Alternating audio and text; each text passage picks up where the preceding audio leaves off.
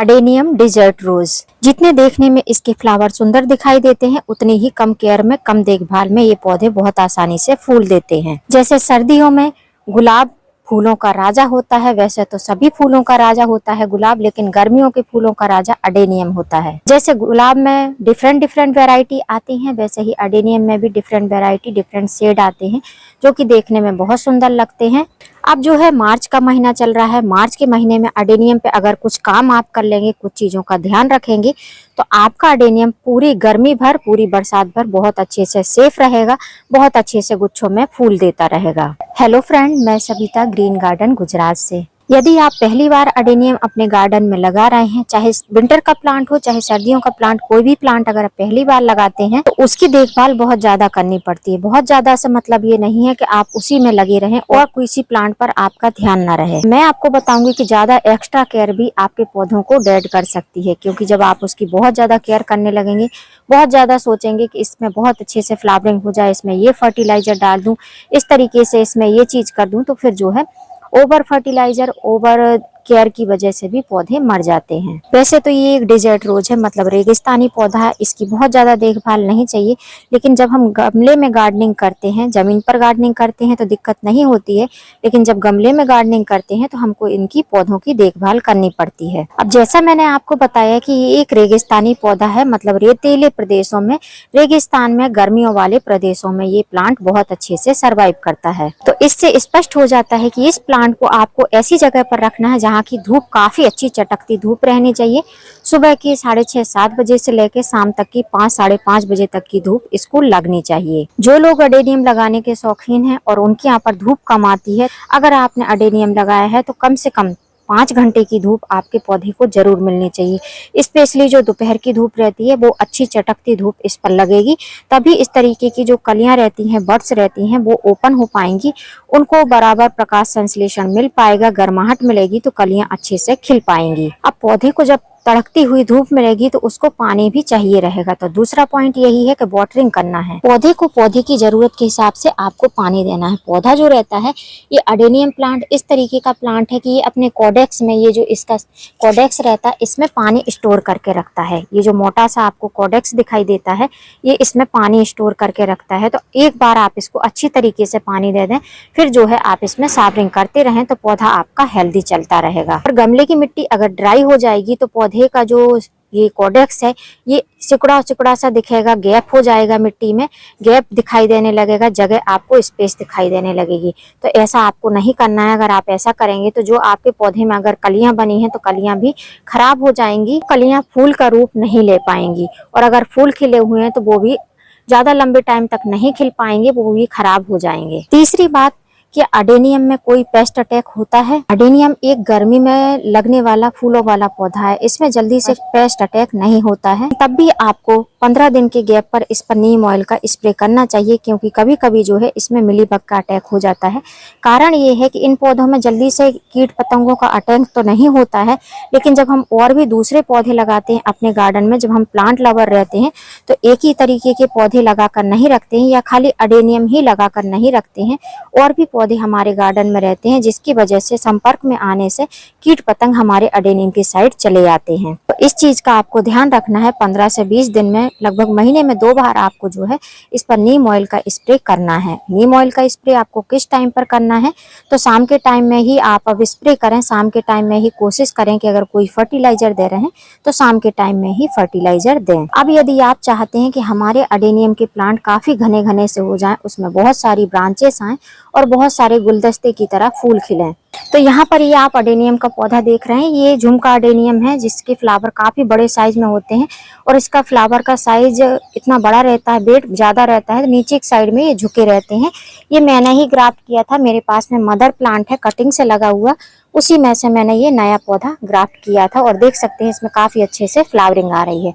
तो सबसे पहले तो अगर आपको पौधे को बुशी बनाना है, हेल्दी बनाना है, तो आपको इस तरीके के प्लांट को जगह देनी पड़ेगी गमले में। गमले में लगाएंगे तो पौधा अच्छे से सरवाइव करेगा। आप देख सकते हैं काफी अच्छे से रूट बाहर निकाल दिया है पॉली बैग से, और इसमें मिट्टी भी काफी कम है। तो नेक्स्ट टाइम जो है मैं इसको रिपोर्ट भी कर दूंगी। तो जल्दी से जल्दी, जितनी जल्दी हो, मार्च में आप इसको रिपोर्ट करेंगे तो ये प्लांट बहुत ही हेल्दी रहेगा। अब यहाँ पर आप देख रहे हैं, ये मेरा दूसरा प्लांट है जिसको मैंने 4-5 दिन पहले रिपोर्ट किया था। ये भी मेरे ही हाथ से ग्राफ्ट किया हुआ प्लांट है। इसी तरीके से, जिस तरीके से ये पॉली बैग में लगा हुआ था, वैसे ही वो भी लगा हुआ था, ये वाला प्लांट। तो इसमें अभी जो है आप देख रहे हैं कलियां जो है बन रही हैं। ये पिंक कलर का, रेडिश पिंक कलर का अडेनियम है। और अब जो है मार्च में अगर आप चाहते हैं कि आपका प्लांट बूसी हो जाए, तो आपको करना क्या है कि जो ये लगी सी ब्रांचेस हैं, ग्राफ्टेड पार्ट यहाँ है। ग्राफ्टेड प्लांट पर आपको ये चीज बहुत ज्यादा ध्यान देनी है कि ग्राफ्टेड पार्ट को ध्यान देना है। ये जो कटिंग प्रूनिंग करनी रहती है वो आपको ग्राफ्टिंग पार्ट के ऊपर से करना है। ग्राफ्टिंग पार्ट के नीचे से कर देंगे तो नॉर्मल जो अडेनियम रहता है, देसी अडेनियम, वही जो है आपका आएगा ब्रांच। तो ये ग्राफ्टिंग पार्ट है जो आपको गांठ की तरह दिखाई दे रहा है इस तरीके से। तो अब इसकी हम प्रूनिंग करेंगे। गर्मी अगर आपके यहाँ पर पड़ने लगी है तो आप तभी प्रूनिंग करिए। अगर बारिश गिर रही है, बहुत सारी जगहों पर बारिश भी गिर रही है, तो आप जो है इसकी कटिंग प्रूनिंग अभी ना करें। नोड एरिया के ऊपर से आपको कटिंग करनी है। मून आकार में यहाँ पर नोड बने रहते हैं, उसके ऊपर से आपको जितनी ऊंचाई तक आपको पौधा चाहिए उतनी ऊंचाई तक आप कट कर सकते हैं। तो मैं इस तरीके से ब्लेड की मदद से कट कर रही हूँ। आपके पास में कोई कटर वगैरह हो उससे आप कट कर सकते हैं। और एक ही साइज में मैं कट कर रही हूँ। इस तरीके से हमको कट कर देना है। अब इसको मैं धूप में ही रखूंगी, छाया में नहीं रखूंगी। अगर हम छाया में रखेंगे तो इधर से जो है इसमें फंगस अटैक होने के चांस रहेंगे। और जो इसमें से ब्रांच निकली है, आप चाहो तो कटिंग लगा सकते हो। और आपके पास में अगर रूट स्टॉक है साधारण अडेनियम का, देसी अडेनियम का, तो आप जो है इससे कम से कम 10-20 जो ग्राफ्टेड अडेनियम है रेडी कर सकते हो ग्राफ्ट करके। तो मैं अभी इनकी ग्राफ्टिंग नहीं करूंगी क्योंकि इस कलर के मेरे पास में कई सारे अडेनियम है। इनकी कटिंग मैं लगा दूंगी। कटिंग कैसे लगाना है? कटिंग आपको सैंड या सॉइल दोनों को मिक्स करके लगा देना है, या प्रॉपर सैंड में भी आप लगा सकते हैं कटिंग को। अब बात आती है वाटरिंग की। जब धूप में पौधा रखा रहेगा तो पानी कितना देना है? तो इस तरीके के अगर आपने प्रूनिंग वगैरह करी है तो जब मिट्टी ड्राई हो जाए तभी आपको इसको पानी देना है, वरना आपको इसको पानी नहीं देना है। अडेनियम को बहुत ज्यादा पानी की जरूरत नहीं रहती। एक बार आप पानी दे देंगे तो कॉडेक्स में काफी अच्छे से सेट रहता है पानी। और आपको अगर पता करना है कि इसमें पानी है या नहीं, तो आप कॉडेक्स को थोड़ा दबाकर देखिए। अगर आपको कॉडेक्स थोड़ा सा ढीला सा लगता है तो आप अडेनियम में भरपूर मात्रा में पानी दे दीजिए। अब वो पॉइंट जिसके लिए सब परेशान रहते हैं कि हम ऐसी कौन सी खाद डालें जिससे कि अडेनियम हमारा फूलों से भर जाए, कलियों से भर जाए। मैं आपको बता दूं कि अडेनियम एक डेजर्ट रोज है। जितनी ही गर्मी पड़ेगी उतने ही अच्छे फ्लावरिंग अडेनियम देगा। अब अगर इसको जमीन पे लगाते हैं तो किसी प्रकार की आपको फर्टिलाइजर विशेष देने की जरूरत नहीं है।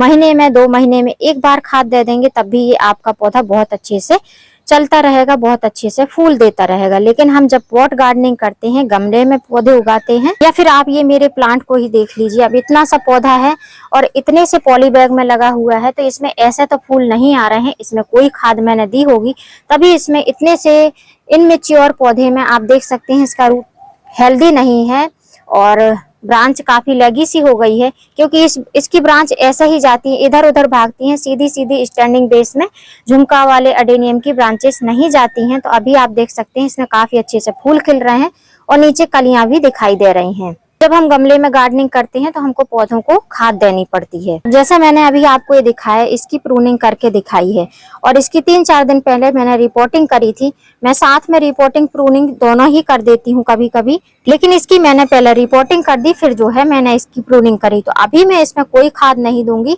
जब इसका ऊपर का ये सरफेस सूख जाएगा, उसके बाद में 2-4 दिन हो जाएगा, थोड़े से नोड मुझे दिखने लगेंगे कि इसमें नोड थोड़े से आ रहे हैं, तब मैं इसमें खाद दूंगी। यदि आपके पास में कुछ इस तरीके का प्लांट है, इस तरीके से उसमें हरी हरी पत्तियां आ रही हैं, कलियां बिल्कुल भी नहीं आ रही हैं, तो जो खाद मैं देकर दिखाऊंगी उस खाद को आप डाल देंगे। मामूली सी खाद है तो आपका अडेनियम काफी अच्छे से ग्रोथ भी करेगा, कॉडेक्स भी काफी मजबूत होगा और फूल और कलियां भी आएंगे। अब अडेनियम एक ऐसा पौधा है कि जैसे ही पत्तियां आती हैं उसके बाद में इसमें कलियां आना स्टार्ट हो जाती हैं, अगर इसको बराबर मात्रा में पोषक तत्व मिलते रहते हैं। तो मेरे पौधे में देखेंगे तो बहुत सारे पौधे ऐसे हैं जिनकी मैंने प्रूनिंग कटिंग भी नहीं करी है, उसके बाद भी पौधे में बहुत अच्छे से फूल खिल रहे हैं। कुछ पौधे ऐसे हैं जिनकी मैंने प्रूनिंग कटिंग कर दी थी, उसके बाद में कलियां भी बन रही हैं और साथ में जो है इसमें इस तरीके की फली भी बन रही है, जिसको सीड पॉड कहा जाता है। इन्हीं से जो है पौधे नए ग्रो किए जाते जाते हैं और इन्हीं से मैंने जो है अपने गार्डन में बहुत सारे पौधे तैयार किए हैं। यदि आप चाहते हैं कि आपके अडेनियम के पौधे में पत्तियां भी खूब सारी रहें, हरी हरी पत्तियां दिखाई दें और रंग बिरंगे फूलों से आपका अडेनियम भरा रहे, तो पत्तियों के लिए सबसे पहले आपको नाइट्रोजन युक्त खाद देनी पड़ेगी, जिसके लिए मैं यूज करती हूँ कॉफी पाउडर या चाय पत्ती का। अगर आप कॉफी पाउडर यूज कर रहे हैं तो 2 रुपए का कॉफी पाउडर पाउच आता है, उसको आप 1 लीटर पानी में मिक्स करके आप जड़ों में भी डाल सकते हैं और पत्तियों पर भी स्प्रे कर सकते हैं। यही प्रोसेस आपको चाय पत्ती के साथ भी करना है, लेकिन आपको फ्रेश चाय पत्ती का यूज करना है। अडेनियम एक डिजर्ट रोज जरूर है, रेगिस्तानी पौधा है, लेकिन जब हम डेली पॉट गार्डनिंग करते हैं, उसमें पानी डालते हैं, तो उससे जो है फंगस अटैक हो जाता है, जिससे कि कॉडेक्स इसका श्रिंक हो जाता है, खराब हो जाता है, कॉडेक्स नीचे से सड़ने लगता है।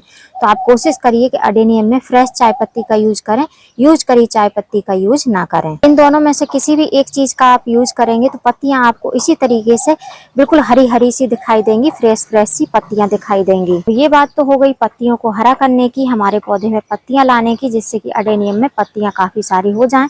उसके बाद में फूल लाने के लिए हमको क्या करना है, अब जैसे मेरा ये अडेनियम का प्लांट है, इसमें आपको पत्तियां काफी अच्छे से हरी हरी न्यू ग्रोथ दिखाई दे रही है।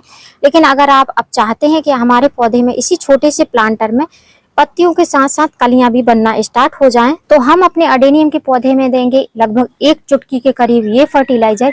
ये कौन सा फर्टिलाइजर है? ये फास्फोरस रिच फर्टिलाइजर है। इसको डालने से आपके अडेनियम के पौधे में कॉडेक्स भी काफी मजबूत बनेगा, कॉडेक्स काफी तेजी से बढ़ेगा और जो फूल नहीं आ रहे हैं तो इससे जो है फूल भी काफी अच्छे से आने लगेंगे, पौधे में कलियां भी बनने लगेंगी। तो ये जो फर्टिलाइजर है ये है डीएपी, डाई अमोनियम फास्फोरस। इसमें जो है ऑर्गेनिक डीएपी भी आता है और केमिकल डीएपी भी आता है, लेकिन हमारे यहाँ पर लोकल शॉप में जो है ऑर्गेनिक डीएपी अभी तक अवेलेबल नहीं हुआ था।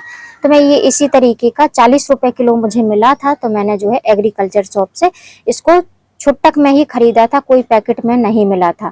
और इसको पीसने के बाद में कुछ इस तरीके से पाउडर फॉर्म बन चुका है। अब डीएपी जो रहती है उसमें फास्फोरस की मात्रा काफी अच्छी रहती है, डाई अमोनियम फास्फोरस कहा जाता है इसको। तो इसको जब डालते हैं हम, तो जो हमारे पौधे का ये स्ट्रक्चर है ये काफी तेजी से बढ़ता है, ये काफी हेल्दी हो जाता है, मोटा हो जाता है। अडेनियम की जो खूबसूरती रहती है वो उसके कॉडेक्स से ही जानी जाती है। ये मेरे ग्राफ्ट की अडेनियम है जिनके जो कॉडेक्स हैं नीचे दब चुके हैं मिट्टी में, और ये अभी मैं धीमे धीमे इनको ऊपर के साइड में बढ़ा रही हूँ। तो अब इसमें हमको खाद देना है। अडेनियम में आप खाद 2 तरीके से दे सकते हैं। फास्फोरस रिच खाद देना चाहते हैं तो जैसे ये छोटा सा गमला है, इसमें 2 से 3 दाने ही हम डीएपी के डालेंगे। तो डीएपी डालने के लिए आपको मात्रा बहुत जरूरी है पता होना। आप मात्रा कम रखिए चलेगा, लेकिन ज्यादा मात्रा नहीं होनी चाहिए। अगर ज्यादा इसकी क्वांटिटी हो जाएगी तो आपका अडेनियम या कोई भी प्लांट हो वो खराब हो जाएगा। तो इसमें जो है ये मीडियम साइज के ग्रेन्यूल्स हैं, तो हम 2 ग्रेन्यूल्स ही लेंगे, इससे ज्यादा हम नहीं लेंगे। तो मैं जो है अभी आपको बता रही हूँ, मैं डालूंगी इसको पाउडर फॉर्म में। तो अगर आपको ऐसे दाने लेने हैं तो 2 दाने लेके आपको ऐसे होल करके और मिट्टी में दबा के छोड़ देना है, इस तरीके से करना है। और वही अगर आप पाउडर फॉर्म में यूज करना चाहते हैं तो उसके लिए आपको क्या करना है, लगभग ½ पिंच के करीब लेना है। 1 चुटकी नहीं लेना है, ½ पिंच लेकर और इस तरीके से साइड साइड में आपको डालना है।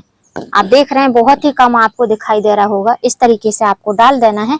और उसके बाद में जो हमने फर्टिलाइजर दिया है, फिर हमको इसकी थोड़ी थोड़ी सी मामूली सी गुड़ाई करनी है, जिससे कि जो हमने खाद दिया है वो साइड साइड से अंदर की साइड जो हमारी मिट्टी है गमले की उसके अंदर चला जाए।